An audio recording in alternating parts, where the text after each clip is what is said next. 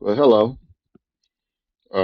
I just want to share with you today a real valuable treat that I've listened to several times, and I strongly believe that all humanity, all everyone on Earth should read this book or listen to the audio book like I did. I bought the audio book because I'm really busy, but I do enjoy reading.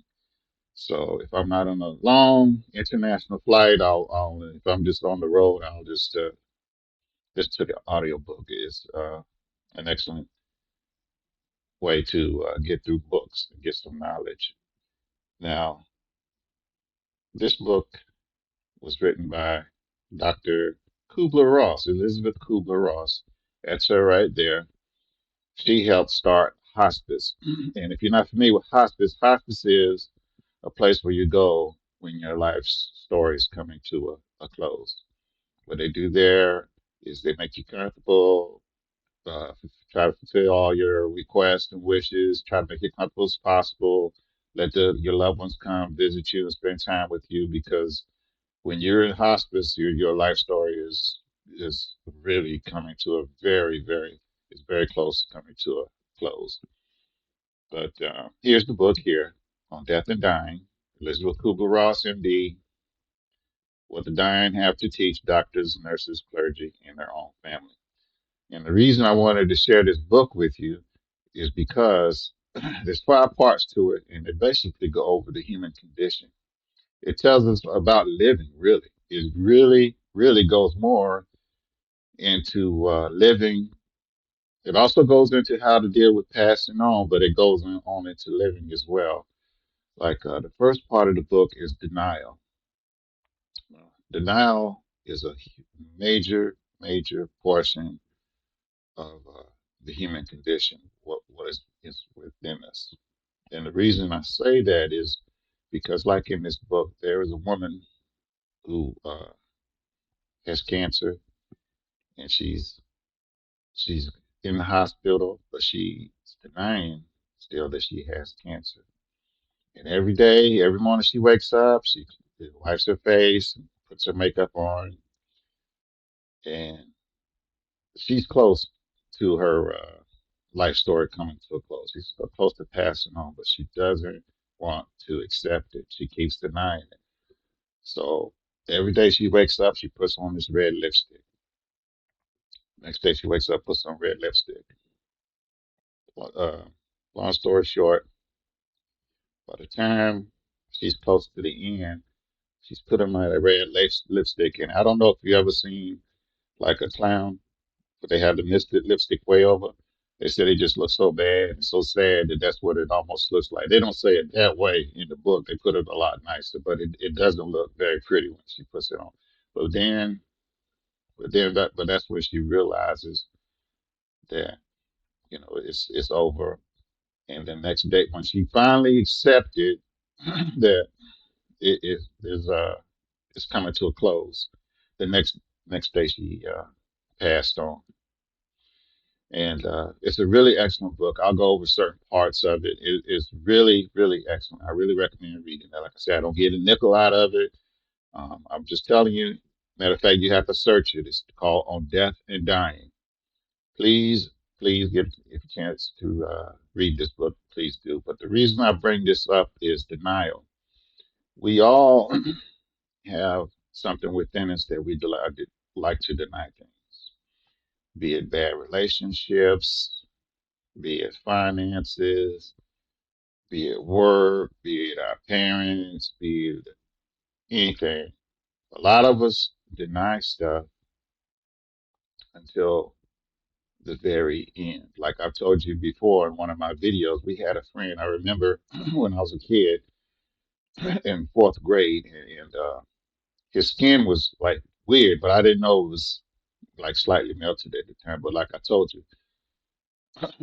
in that previous video, where we all didn't know it. We all grew up around this kid. Everyone that knows me, they know this kid because, like I said, he stuck out. He wasn't mean or nothing, but he just stuck out because his skin was really off. We thought he had vitiligo, but it wasn't vitiligo. What had happened was his mother. was in an abusive relationship. And one morning, the boyfriend woke him, his mom, his brothers and sisters woke them all up, brought them in the kitchen, poured gasoline on them, and set them on fire. And he was the only survivor. And the reason, and when I was knew this, like I said, I read that, I read about it in our hometown newspaper. I think I was in Iraq or somewhere. I forget where I was. I've traveled all over the globe. I forget what country I was in, but I wanted to keep abreast of hometown news, and they had an article about him, and that's where I found out about how his skin got the way it was. And none of us knew it. Nobody knew it, you know. But I bring that up about denial because there's a lot of abusive relationships and bad relationships out there, and people deny it. Just like I'm going back to the woman in the hospice in the hospital, and she was denying that she was about to pass on. She kept putting that lipstick on, and she kept denying it until finally she had to accept it, and the next day she passed on. And it goes back to the kid we grew up around. Now, in abusive relationships, it doesn't just stuff, drastic things just don't come to happen all of a sudden. It progresses over time. And, had this kid's mother accepted that she was in a bad relationship, an abusive relationship earlier, maybe that would have saved her. And the reason I'm saying it again is because what in life are you denying? Like me, I've been in bad relationships. I was in a bad relationship for a long time, denied it, and it slightly affected my children. They're fine now. It affected me. I denied that too, but it affected me. But by the time I really accepted the truth, by the time her and I both accepted the truth, we split up, and things actually improved between us. We became better friends. And the thing is when I started talking to other people that had split up, divorced, or what have you, is they're really good friends with their former spouses. They say they get along better with their former spouse when they divorced than they ever did when they was married. And it's just like what I told you in my previous videos about my job that I just retired from. There are people that are in denial that their positions are about to come to a close, that they're going to be forced out. They're going to be without a job soon, and they're still in denial. Like I said, my brother that recently passed. I think it's been 2 years now, and he was ill, and he was in denial. Had he accepted that he was ill and went to the doctor, he'd still be here right now. Same thing with my father. Um, Denial is a powerful, powerful thing in the human condition. We all deny things. And I want to bring this, I want to also talk about this is because we deny things like it's amazing.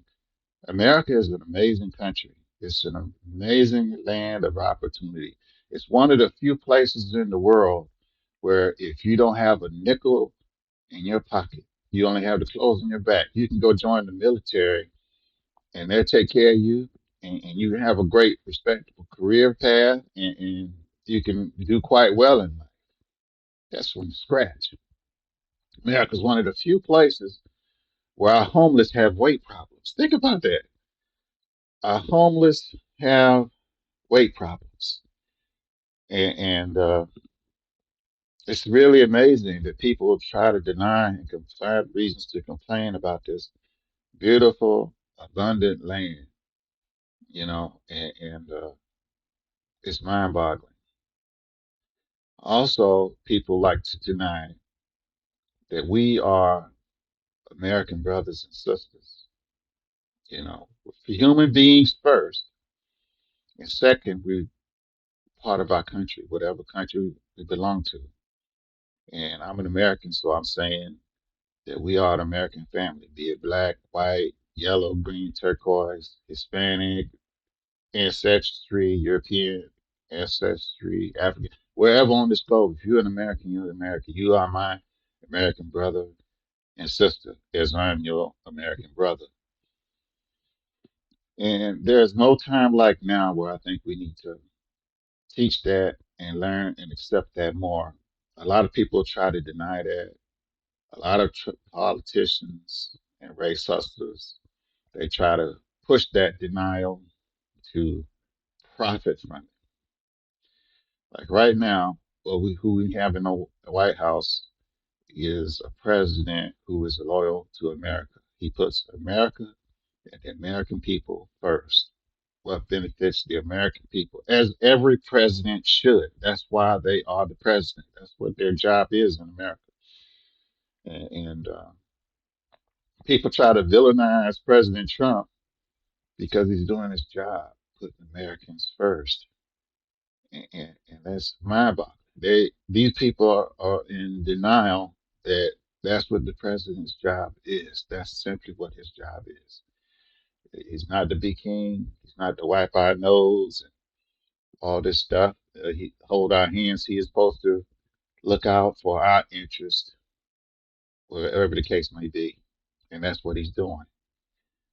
Uh, Another thing about denial is I don't know if people want to believe it or not.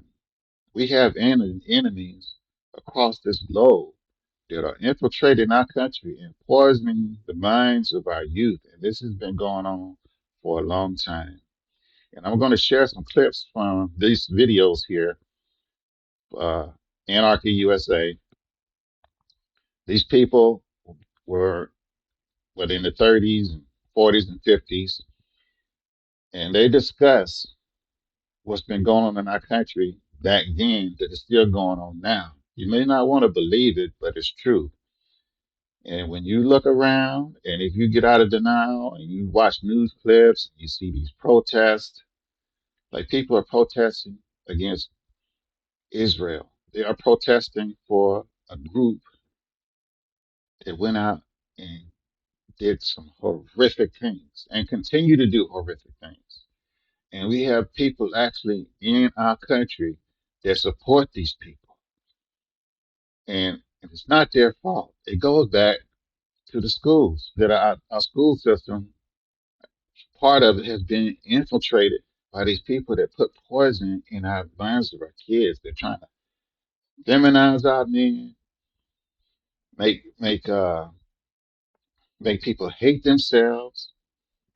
You know, it's crazy. It's like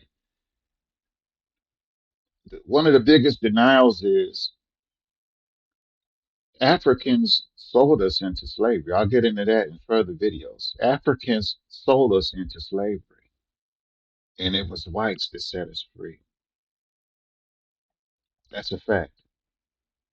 It is a hard fact that people will deny, but it's the truth. Africans sold us into slavery, and there are some accounts of how these people were kidnapped and captured that will take your breath away and make you breathless. Horrific stories about how these people were captured, brought to the shoreline, and sold into slavery. And then in the end, it was the whites that set us free. White Americans set us free. But later on, I'll get into that because I can go on and on and on. I've learned so much in my 53 years of living. I've learned a lot of cold, hard facts, and I'm constantly dealing with the denial part. And as I deal with the denial, my eyes open brighter. But I want to get into this real quick. This is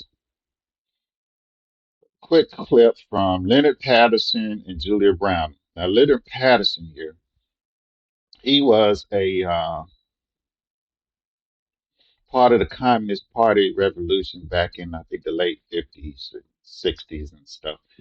And well, he was part of the civil rights movement. But later on in life, he learned that it was actually the Communist Party that had infiltrated the civil rights movement, and they were trying to cause an uprising in America. It's really something. Let's see here. I'm just going to play a quick part of what he has to say, and then we're going to go into Julia Brown. Let's see if I can get it right here. All right. This is Leonard Patterson. And Make no mistake about it. What is happening in the United States right now under the banner of civil rights is exactly what has happened in China, in Cuba, in Algeria, and many other places around the world.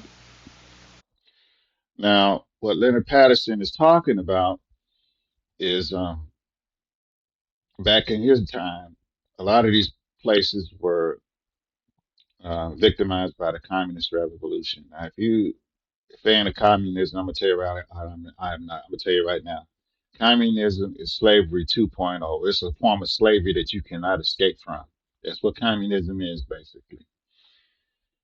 And what Leonard Patterson is talking about is he was a member of the Communist Party, high ranking, and he finally woke up and realized that these people were just, they didn't care about black people at all. They were just trying to use us, use the civil rights movement as a way to get America fighting inside, because the easiest way to destroy a huge kingdom, as we all know, is to destroy it from within. And this is still going on today, if you think about it, with all the civil rights movements about transsexuals, and which I don't have anything against. I'm a huge believer in live and let live, but certain things they're doing is to try to get Americans riled up and hate each other. We still got race war stuff going on right now. It's crazy. It is really crazy. It's 2025. We still got race stuff, and it seems like it's getting worse. We got people that are um, protesting in favor of a terrorist group, and they're fighting the ones that are against it. We're fighting Israelis, the Nazi Party, how they used to hate the Jews, Israelis. We got people that's doing that now, and I'm not in denial. All this stuff is the result from our enemies on the outside, like the Palestinian protesters and stuff like that, the supporters of hate groups. Now, all Palestinians are hate groups now. I'm not saying that. What I'm saying is, like that Hamas group, I know what I said. That group, uh, they have supporters here in America, and they infiltrated. I remember when the college protests first kicked off after the October 7th uh, massacre, slaughter, just horrible thing. And we had college kids that was in favor of that terrorist group. They were out here uh, protesting in support of them because the Israelis were defending themselves and trying to get their people back. And it was brought out that there were infiltrators in America that were in these groups trying to push these kids, and that's what these people are talking about. Now, I'm going to let you listen to Miss Julia Brown. I'm Julia Brown. For 9 years, I was a member of the Communist Party, serving as an undercover agent for the FBI. During that time, I learned that the communist conspiracy had been planning and working for years to bring violent revolution to America. It was to be a communist revolution. But the great majority of the American people would not be allowed to realize that until it had already happened. If all goes according to the communist blueprint, Americans will believe that the chaos and violence has something to do with civil rights. Our enemies were quick to find our weakest point for their attack. They knew that racial differences could provide them with an excellent wedge to divide our people. Their strategy simply has been to keep hammering on that wedge. to drive it deeper into our social structure, to open all wounds that have long since healed, and deliberately to create new ones wherever they can. And you heard that. And the key word there is create new ones. And we have a lot of new ones today. And this is still going on today. So I believe it. As a loyal red-blooded American, through this channel, I'm going to try to open people's eyes and make people and keep us all united.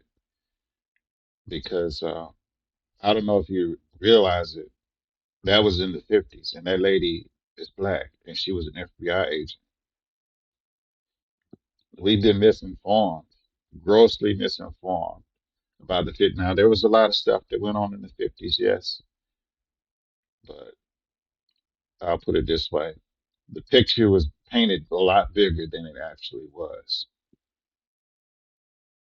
because they tried to make the 50s look like it was nothing but caveman, with knuckle draggers, pulling women by the hair and beating up and hanging anyone that didn't look like them. And when you go and do the actual research, you'll see that that was not the case. That was just poison put in our minds. Matter of fact, my kids, people my kids' age, think I was born in the 70s. They think in the 70s that stuff went on too. That we had no rights and people going out and just hunting us down and doing whatever they like to us. And as a child of the 70s, I'm gonna tell you that was not the case. They used to do the same thing with the police. They try to make the police look like all they do is go out there and just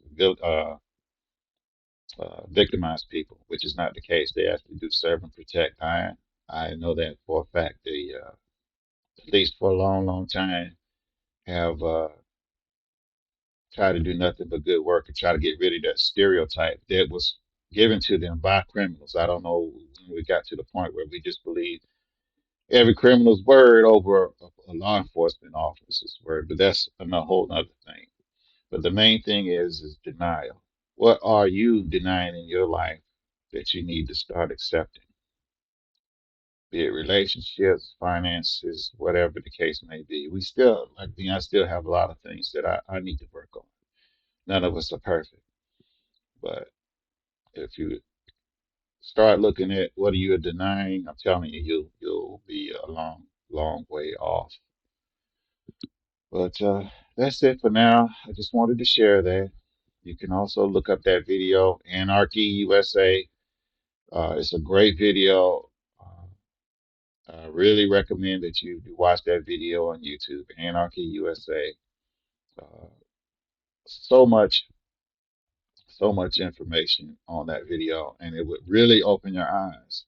And if you write it off, say, "Oh, that was a long time ago," no, it's not. It's happening right now, today, and you can see it in the news. You can watch it all over the web. It's going on today, right now, and we need to stop denying the truth that we are all American brothers and sisters, or whatever country. If you're watching this in a different country, you're part of that country. I remember when I was in Europe, and I could always tell the Americans, whatever their skin tone, I could always tell that they were Americans, just as the Americans could tell that I was an American. When I went to Africa one time, Africans knew me right off the bat. They knew who I was. I knew they were African. They knew I was from an American. So we need to accept that fact. But like I said, if anything you take from this video, just remember we were sold into slavery. Well, not me. None of us alive were, but our ancestors were sold into slavery by Africans, and we were freed by whites. There is a movie, um, the autobiography of Miss Jane Pittman. And there's a scene in there when she was it's an autobiography of a former slave.